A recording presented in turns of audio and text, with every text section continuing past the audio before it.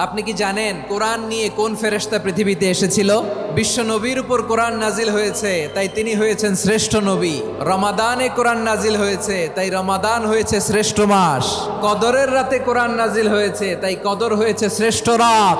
সাইয়েদনা জিবরিল কোরআন নিয়ে এসেছেন, ফলে উনি হয়েছেন শ্রেষ্ঠ ফেরেশতা। আমরাও যদি কোরআনের সাথে সম্পর্ক বাড়াই, আমাদের মর্যাদাও এরকম, আমাদেরকেও শ্রেষ্ঠ মানুষ বানায় দিবে কে?